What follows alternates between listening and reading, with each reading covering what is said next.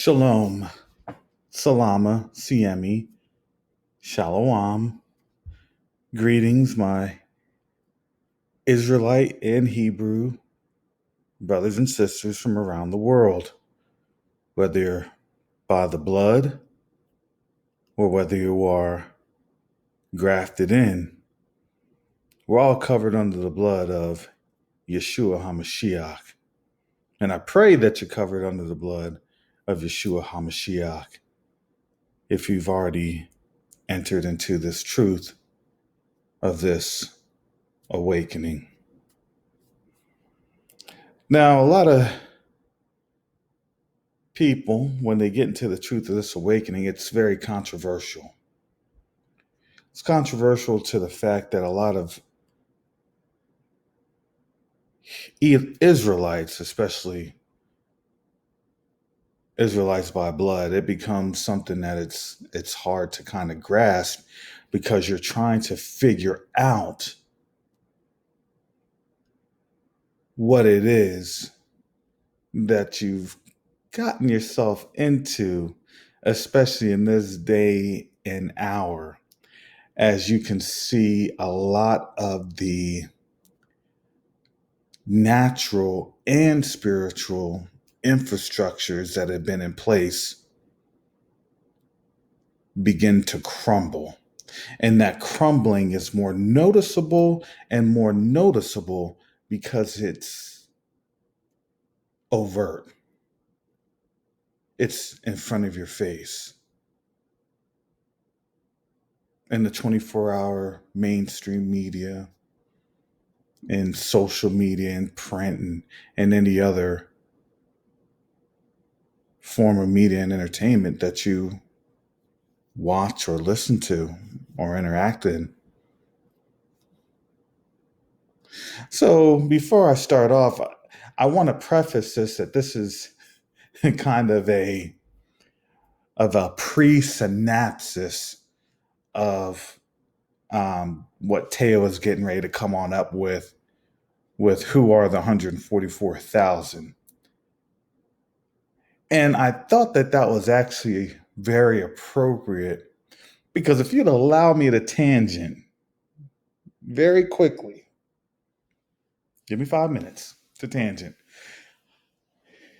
You know, a lot of the stuff that I'll kind of say is a little controversial, and it won't sit well with a lot of people because it doesn't mesh well with the Eurocentric doctrine that we've been indoctrinated with. So, first off, I want to say my condolences to the Trump family. And you say, why are you saying condolences to the Trump family? Well, it's also my condolences to the United States. Well, that doesn't make sense either. Why are you saying condolences to Trump family in the United States? Because here's the thing. If you recently saw in the articles, Trump's brother died. He recently died, and he died because he had fallen. And due to, I believe, his old age and other complications, he suffered a brain bleed. And the brain bleed, obviously, he succumbed to the brain bleed, and he had died. Now, why do you say, okay, so what's the big deal of that? Well, the big deal, just from my perspective, is when you look at Trump's family and then you look at Trump's brother, Robert, the one that died. Robert wasn't very into the notion that the Trump family had. So it's admitted that the Trump family was white supremacist. It's admitted that the Trump family, some of them, like his niece Mary, that came on out with the book, explained the tenets of the racism that undergirded the Trump legacy or lineage. See, for us as Israelites by blood, we look at that and we say, well, the majority, I'm going to say the majority, especially that have been awoken and not awoken within the spirit, they're going to say, well, you know what? All Gentiles are evil. All Gentiles. They're gonna they do this, they do that. It's terrible. It's sad.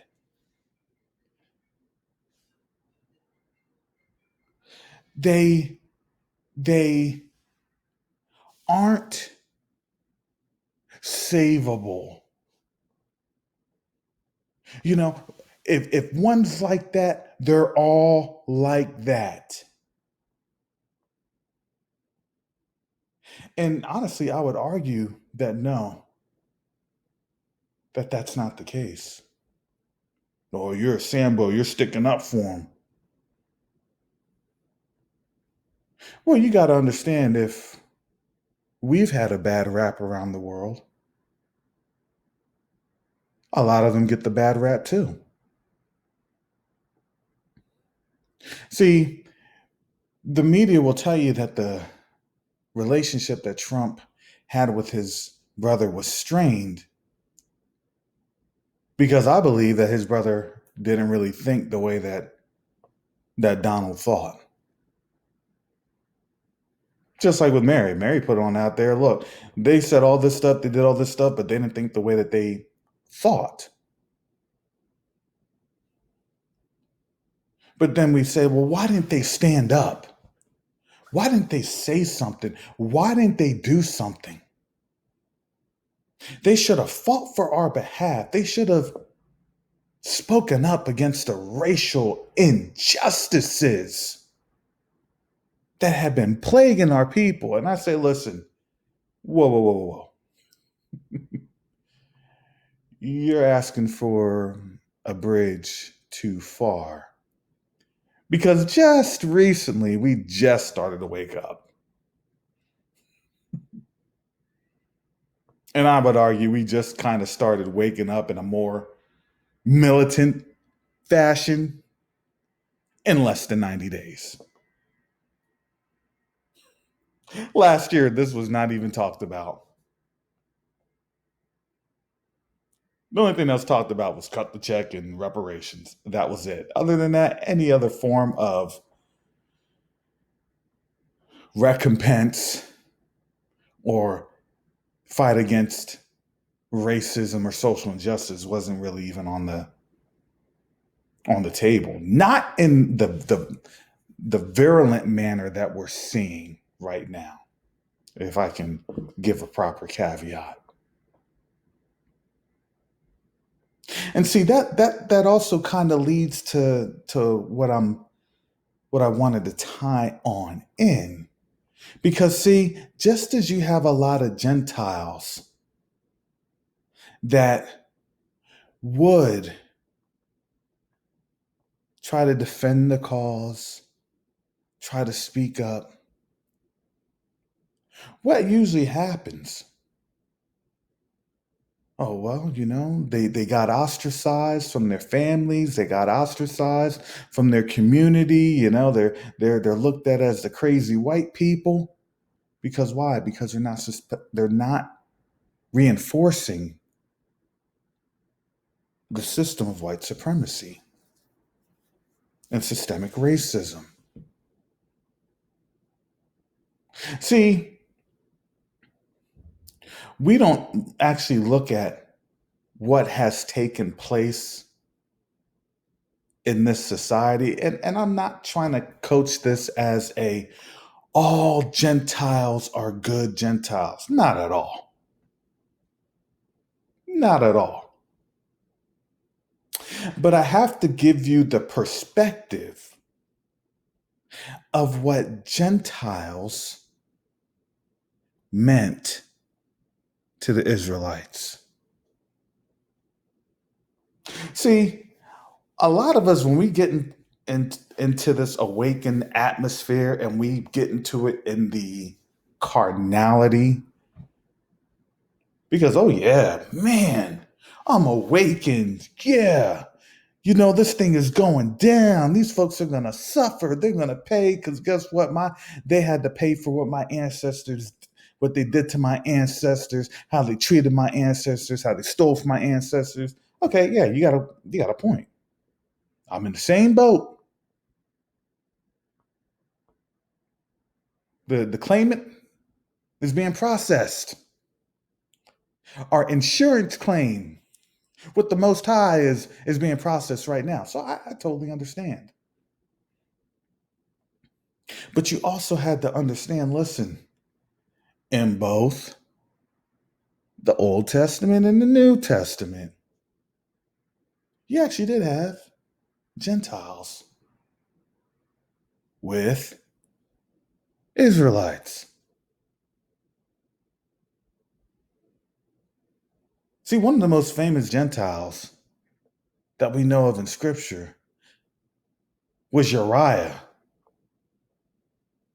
Uriah the Hittite. Come on, camps, what's the Hittite? Hittites are not Israelites. But what was Uriah? Uriah was actually a commander within David's army. If we look at that equivalency right now, I mean, the man was like on the Joint Chiefs of Staff. I mean, the man was like one of the chairmen. He was one of the generals. They went out to war. David called them on back. Said, hey, you need to lay with your wife. Because why? Because I didn't lay with her. But I got to make my deed not look so dirty. So come on down, lay with your wife. Enjoy yourself. Hey, I'm giving you that night off. I'm giving you the leave. You get R&R. Enjoy your family, R&R. We've all known that if you've been deployed, if you've been in the military, been in 20 plus years like I have. Once you deploy, once you go to school, once you go to some sort of a extended assignment away from your family, you come on back. You come on back with some carnal intentions. Let me just be quite honest. And see,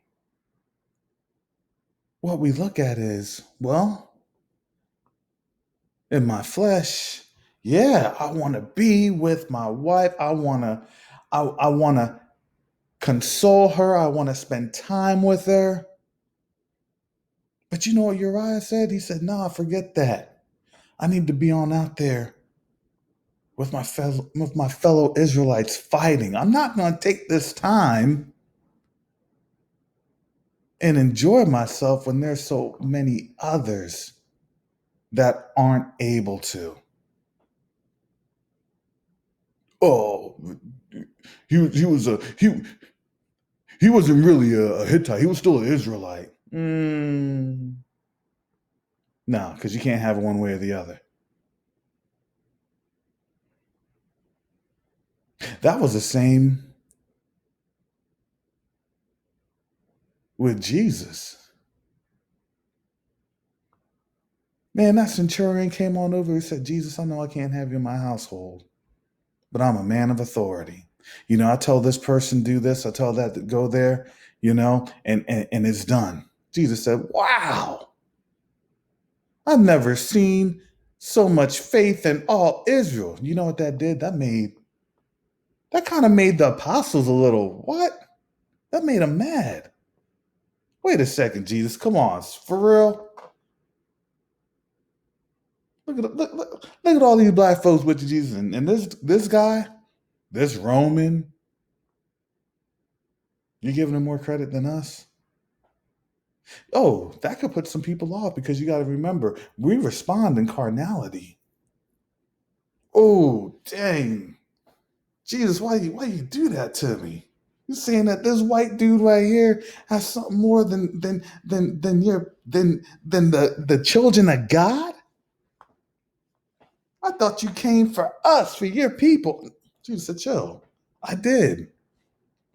But you got to understand what this is getting into is you're getting ready to see how this promise for all will be delivered.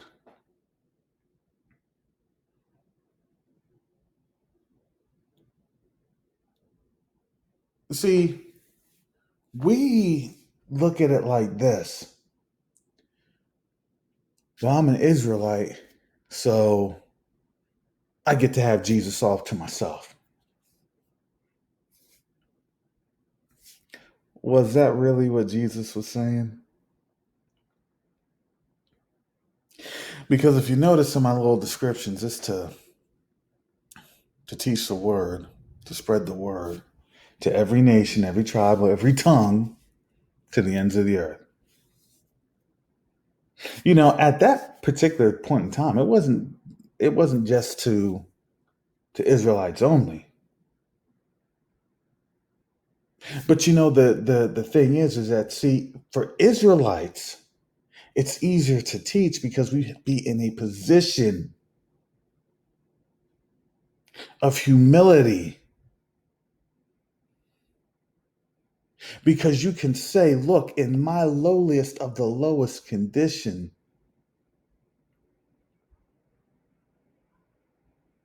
the only thing that I have is the word. The only thing that I know is the word. The only thing that has rescued me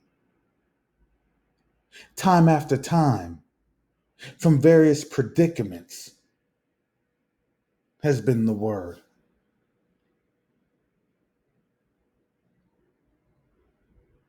You know, this is what Peter was teaching. This is what Silas was teaching. This is what Barnabas was teaching. Look, this angel done got me out of jail. What they say? Look, the servant Rhoda, she went down, answered heard the door, saw outside, peeked outside. They said, it's Peter. What? Peter's at the door. They said, Rhoda, what you doing? Answer the door. Oh, yeah, you're right. You're so excited. You kind of you kind of forget the obvious. But that just showed the thrill and exhilaration because it showed the power of the Most High. And so, see, I wanted to preface and give kind of the synopsis because I look at it like this. I can't wait to see what Teo has for this 144,000 because I'm telling you, when the Most High works, the Most High actually has kind of the same message, just in different dialects, different forms, different formations. Because if His Spirit is actually going on out, there's a reason for it. So just last week, I made a video called Warfare and Israelites.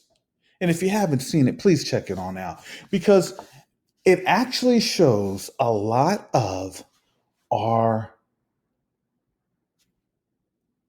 our feats,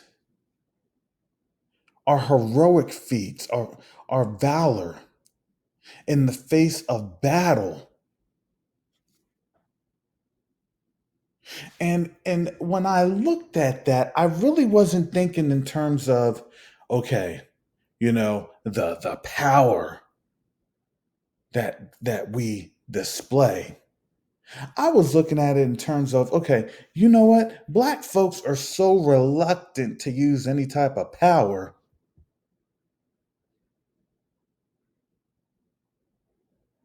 that when we do, portray the power that we have, it scares people. See, when I did the video and I explained that video, you have to realize that during that time frame in World War One and in World War Two, man, they hated that black people were there involved in those wars. Because, see, there was an issue with how we fought and with the vigor and the veracity and the ferociousness of how we fought was scary. See, shout out to brother Christian. He sent me an email of a YouTube clip called Revolution, and I believe that um, Lisa Cabrera and Phil from formerly the Advice Show, but the African Diaspora channel, they had made reference to the fact that black folks had died here in the United States because they were seeing the amount of racial injustice happening within the Houston area. And see, a lot of folks, they were kind of coming from up north where, okay, we understand racism, but we weren't seeing this bad. And when they saw that and they had to experience it, it actually kind of just said, well, wait a second, we got guns, we got ammo, and we got military prowess. And they actually went through and they desecrated that city or town. I believe it was actually in Houston, like the early 19th century. So you'll have to look that on up. But what ended up happening, if my history corrects me, and I'm sure people will correct me, a couple of when everything settled down and the massacre settled down, they killed so many white people that they didn't want to actually document how many white people were killed. I mean, they just massacred and destroyed. And it actually took another, I believe, like an army brigade to come on over and then neutralize them. And the only reason that they're neutralized is say, look, we're just going to give you a fair sentence because it's a military sentence because you're under military authority. And then, obviously, we always know what happens to us. We get lied to. So they're sent on over to civil authorities, and um, a lot of them were tried and hung on the same day. Some of them actually had appeals. I think if memory serves me correctly, I think about six of them actually had appeals, and then they had to spend some time in prison. It actually wasn't that much because when they actually heard about the atrocities, they let them go. And it was kind of, you leave here and then you don't talk about it. It's the cover up. It's always been the cover up. We all know this. It's history. This is our history. But you want to understand what that demonstrated? Because that actually precipitated the fear that became the catalyst for the Red Summer. That became the catalyst for the Tulsas, or Greenwoods, Rosewoods. Man, if these black folks get together and they have guns, they're coming up out of World War One. They're arming themselves. They have tactics. They have the military prowess that could mess us up. We have some problems. What are you gonna do? Hey, let's create the story of a white woman being victimized. And that story still occurs to this very day. It's just now we protest more, and now the stories never hold up because it's like, okay, now prove it, especially with the amount of social media, cameras, phone ping records. I prove where I'm at. My phone is over here. I'm on my phone. I have activity. Look at the logs. You can call Verizon. Make the subpoena. Oh yeah, it shows that with that, and then the camera there that placed you right there, and that is you. Oh man, it's getting harder to prosecute us, isn't it? Well, well, you did it. You're a criminal. Who says?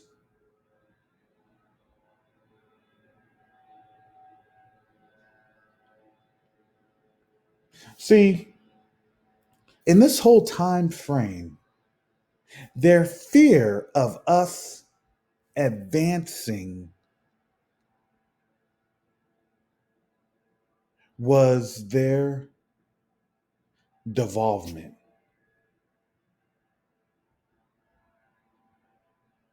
And unfortunately, they didn't actually understand everything that they had for us to produce a chaotic situation has fallen on them.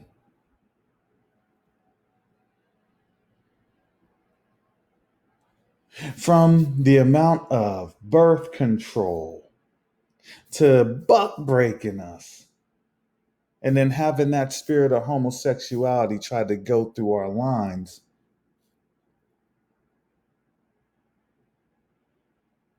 to ensure that another generation is raped or emasculated through a process of effemination to take away and degrade the family structure. All that stuff actually fell right back on them. They dug their hole. They dug the hole for us, and they literally fell right in the trap.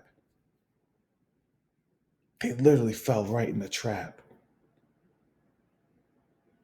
See, when I have a conversation with brother Robert and brother Christian about some of the things I talk about, I just talk about some of the things with them because there are other things that I know that they want to touch on, and you know that's kind of the collateral, the respect that we have for each other. Um, it came on up because this has happened to me, and this is the reason I'm speaking about it.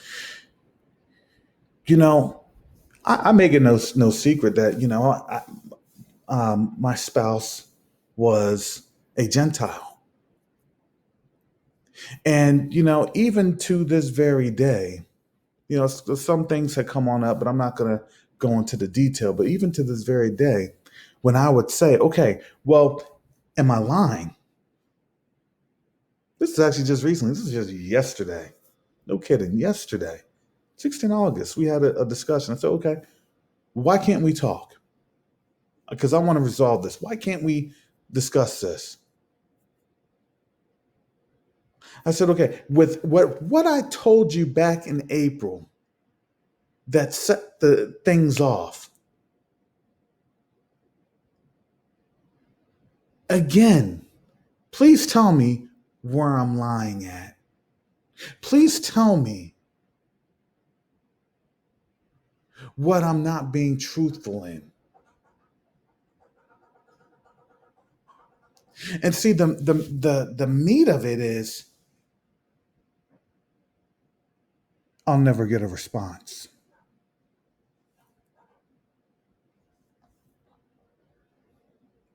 Hear me. I will never get a response.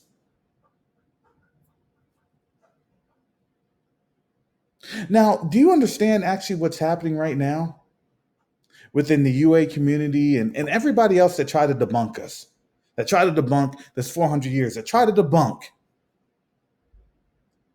all sorts of random made up eschatology that couldn't fit the actual reality of what's going on.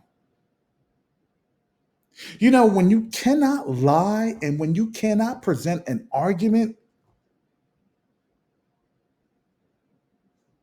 people don't respond.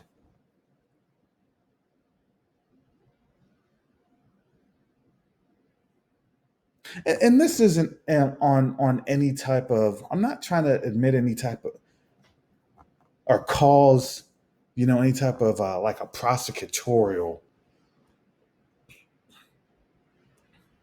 action of, okay, well, I'm condemning.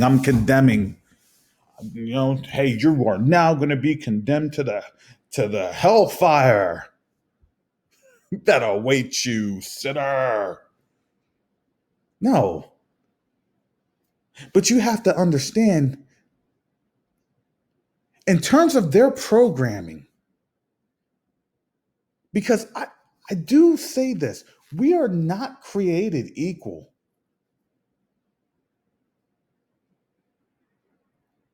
You can go back through the genealogical record. You can go back through all the DNA. It doesn't matter. We're not created equal because we have a different way of interpreting things. We've always had that.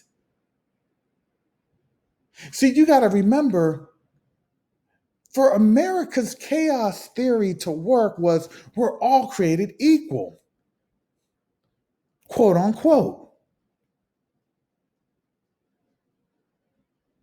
But they even know we're not all treated equal.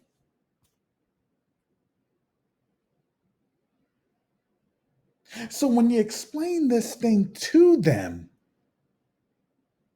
hey, your eschatology is wrong because this is what's getting ready to happen. This is what's coming on the scene. This is what's arriving. You know what they say? Well, I'm going to shut up. I can't say anything to disprove you. When it's here, I can't say anything to discredit you, so I'm going to shut up.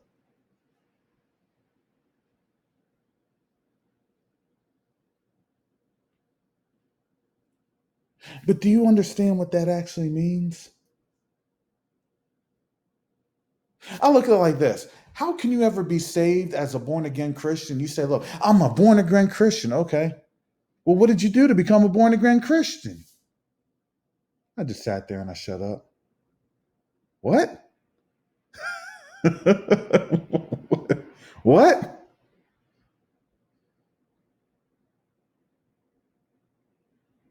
Because even Paul said, look, if you believe with your mouth, if you believe with your heart, and you speak with your mouth that Jesus is Lord, and you confess that Jesus is Lord, and you ask Jesus to come into your heart. It's to ask, it's a process. It's a process of opening your mouth. It's a process of admitting guilt. It's a process of understanding that you have faults and flaws and failures. That your way of thinking was only going to, was only going to lead to death. That was the ultimate goal. And we're not just talking about death in the natural sense, but death in the supernatural, the spiritual sense. See, last night I had a conversation with Brother Christian, and I said, "Hey, Brother Christian, what is it like?" Because he's still in college. I said, "So what is it like on the campus? What's the atmosphere like on the campus?"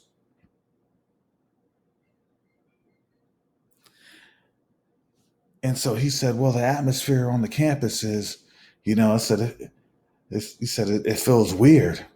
I said, "Doesn't it feel like death?" He said, "Man, that's exactly what it feels like." Because you got to understand, their thought process was only going to lead to death. That was it. There was no other recourse other than that.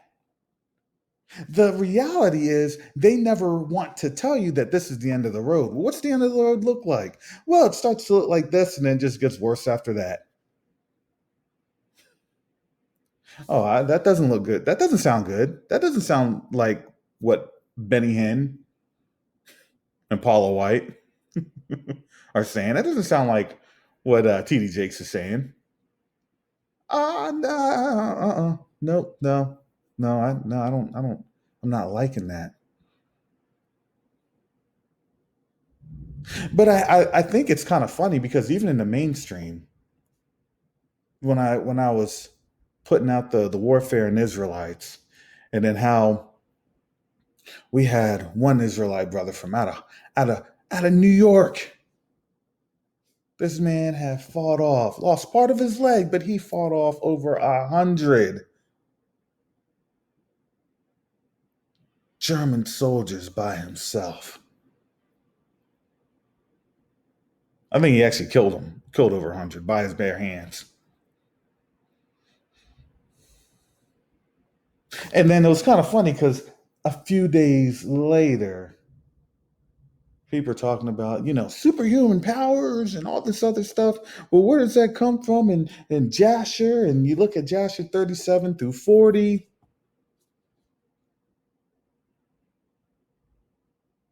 and then you ask, it's like, well, what's the 144,000 and what is that going to look like? And how does that equate to us? And then you kind of actually understand, you kind of get it that look,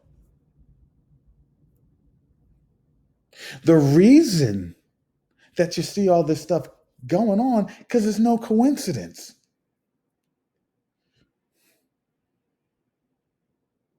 Oh, we're your brothers. You have the other one saying, "We're your brothers now. We're all together." Prophecies being fulfilled. Why? Because they're scared. They're scared because they know what's happening. Oh, we got the movie Project Power. Ooh, oh, look. Well, see, we told you. We kind of told you that you're going to have these powers, but don't kill all of us. We kind of told you that this is going to happen, but don't take it out on all of us. See, we told you. I don't know if we're going to turn into X-Men. I don't know how the Most High is going to do things. But what I do know is we always refer back to scriptural references that account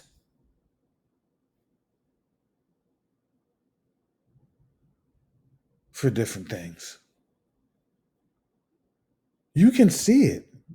It's in the word. Look, the Genesis just says, okay, and Israel was obnoxious. That's all it says in Genesis. Israel was obnoxious, so they had to do what? They had to leave Shechem. After what? After they done killed all them boys because of them raping their sister Dinah. And then that was kind of it. That was the end of the story. They didn't tell you that all them kingdoms that were there, they got mad. They're like, nah, you can't just kill them because now we're gonna kill you because we made a pact with them. Y'all the sojourners here. Okay, we done gave you and your family a little bit of respect, but man, y'all done slaughtered our boys in Shechem, and then here comes all the other kings, and then all those feats. That's why they took it on out. That's why they took it on out. If you look at the power that you have, oh my goodness, you got to remember it's a 6-to-1 ratio. So dang, if you're slaughtering folks at 100 or 1,000 or 10,000 to one, well, the odds start to get really slim really quickly. Hey, stop slaughtering us. We're going to come to terms. What do you want? What do you want? What do you need? You can take it all. You can get it all. Whatever you need, as long as you leave us alone. See, I said something the other day. I was conversing about this the other day. When people are like, well, How do we wake up? Are we just going to wake up and we're going to start going crazy? Are we going to wake up and start doing this? This is just my opinion. I said, look, we're going to wake up. And you got to remember, a lot of folks are still going to wake up in the carnality. A lot of folks are going to wake up in the carnality and they're going to start going crazy. Because they're going to wake up into to vengefulness. They're going to wake up into to the hate. Because that is the price of chaos in this country. The price of chaos has literally been, I'm not going to have a humble spirit. Brother Christian actually pointed this one out to me.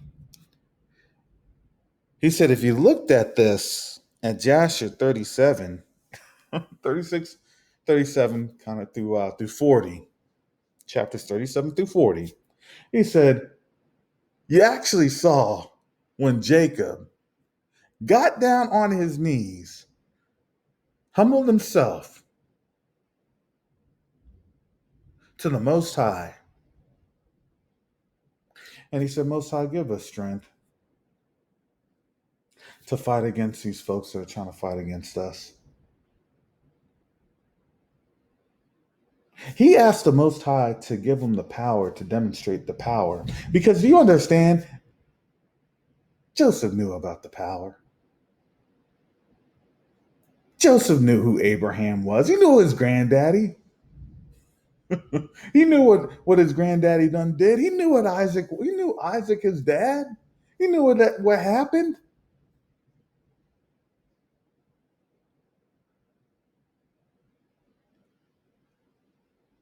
All right, Lord, these folks are going against us because, of this thing and that thing. But you want to know, Lord, you are the one, when you turn your face on your people, we are unstoppable. And then what do those fools do? Those fools are patriarchs. Rushed on in there, jumping walls, leaping walls, slicing 10 people at one stroke. Do you understand? We're literally going to have that in greater. That's what they said. This is the time. If you actually read Jeremiah, if you actually read Isaiah, you understand, oh, well, Judah's going to be a bow, and Ephraim, its arrow. All these things, look, it means God isn't just going to say, okay, blessings.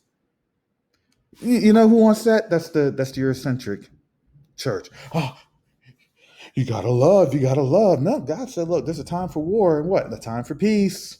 That's in Ecclesiastics. Come on. I'm sorry you don't want to read the Bible, but you got to understand, when you're in the time for judgment and God says, look, go get them.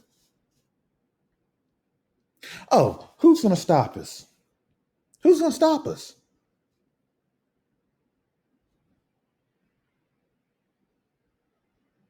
Now, I believe that there's going to be a lot of Gentiles that say, hey, we're going to go over to your side. What do you need to do? What do you need us to do? You need us to clean up some stuff. You need us to put some tents on up. You need us to move some things around. Hey, you tell us what you need to have done. We're in your service.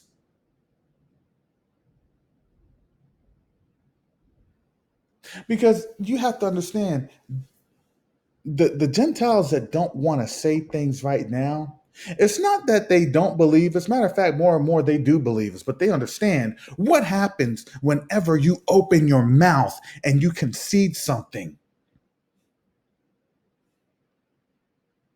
When you fight, when you wrestle, when you open your mouth or when you tap on out, that concedes a loss. Wait. I'm not saying anything because I haven't quite lost yet. I'm not saying anything because I haven't quite been defeated yet. Because you want to know why? I'm still within my time frame. God still has, the Most High is still giving me the time frame. Your face, his face hasn't shined on y'all yet. Y'all are just kind of starting to come to yourselves. You ain't coming to your power just yet. So when you haven't come to your power, guess what you don't have? You don't have the victory yet. So I got 2 weeks, 5 days, all the whatever nonsense that they want to say. But they know that their power is drying up. Man, they see it every day. Useless passports, useless economies, failing banks,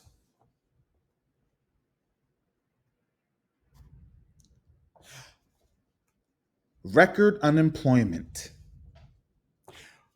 suicides, and overdoses.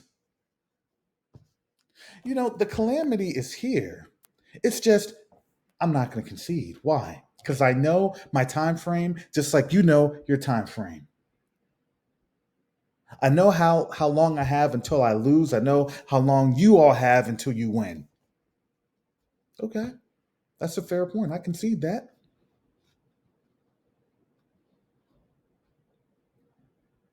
So you have to understand in this construct, we're we're seeing the reason why we're seeing these things. We understand it.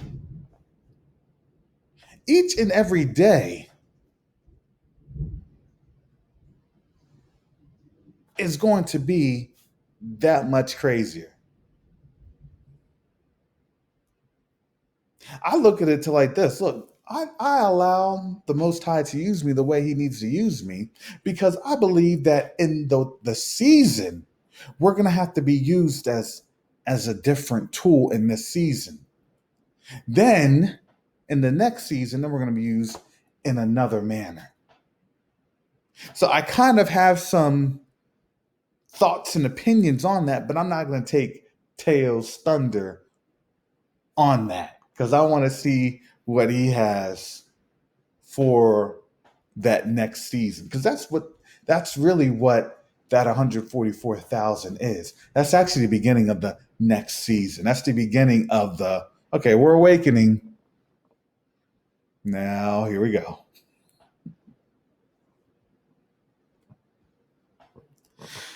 So, it was a little lengthy, but I'm asking you to please like, share, and subscribe. Also, visit us at covenantawakenings.com. And I have my Patreon and Cash App information available in the description below. We're here to increase knowledge. Knowledge is increased. Look, the internet isn't going anywhere. If you actually think about that, it's kind of funny. The internet isn't going anywhere because here's what a lot of people don't actually know about the internet. The internet is actually the backbone of beast technology. Think about that. Do you think that we're going to go into this season and we're going to be like, oh, everything is gone, the power is on out? It's going to look like that those one post-apocalyptic shows? No, no, because you have to understand there's another kingdom coming that's right after this. Now, as we're establishing our kingdom, that other kingdom is going to try to what? Pick up the pieces. But you got to understand a lot of the architecture, the architects, that came from out of our people. So as we establish things on a faster note, they're not going to be able to develop as fast as we will. And that's a fact. That's a fact. So this is why I'm looking forward because here's the thing. It's greater and greater from this point on out. When you're when you're getting ready to be paroled, for all my folks that are former inmates, especially having family members and cousins and stuff like that. You hear the stories. They always have okay. Well, this is what I'm going to do next. This is what I'm going to do better. This is how I'm going to do better. This is what I'm going to do this next time. See, when you don't have a system impeding you, and you're operating within the framework of the Most High, whatever we do, our hands are going to be blessed. The works of our hands will be blessed. So, with that said, family, shalom, salama, siemi, shalom. Peace and blessings, Israel.